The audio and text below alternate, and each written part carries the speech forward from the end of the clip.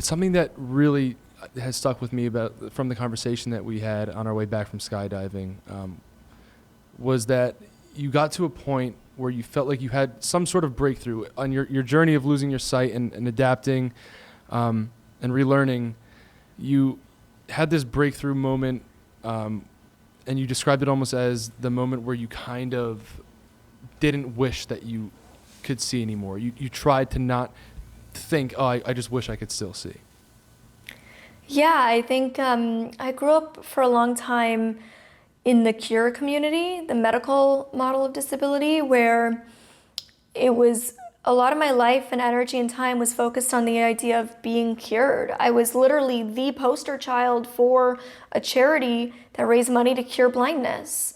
And so when you're raised with that, the moment you go blind, you're like, oh God, like, I'm not going to be able to be successful, or like nobody's going to love me. I'm not going to be happy ever again because I'm this thing that everyone's told me I need to cure, that everyone's told me I need to change about myself.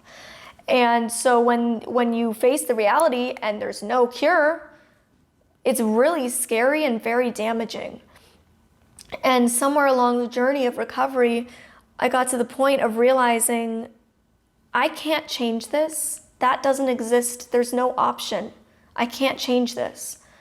So I can cry and I can like sit at home and not live life and hopefully like wait till one day that there's a cure. Or I can just accept that this is my reality and like get up and move on and like just stop caring. And so that's what I chose to do. And I think, you know, everybody has something to accept about themselves. And it's not an easy journey. You know, it's not easy to accept these things, but you can either just be stuck in your pain, or you can grieve, you can mourn, you can experience that pain and loss, and then you can get up and say, I deserve to keep living. I deserve better than being in pain all the time. I deserve better than hating my life or myself for XYZ reason. I deserve to still enjoy life and be confident and be capable and do what I can do, make the best of the situation that I do have. And it's not the ideal and it's not what I would have wanted, but I'm gonna make the most of it. And that's what I chose to do. And that's how I live my life every day. That's amazing. And it's extremely admirable, and it's almost intimidating to able-bodied people, because you're in the situation that I'm sure you were fearful about growing up, especially when, you know, talking about the cure to what was ahead of you, and that's just like the biggest hurdle that someone like myself, who's an able-bodied person, can ever imagine having to cross. I honestly, I mean, I couldn't, you know, but that's extremely admirable. That's why it stuck with me for so long.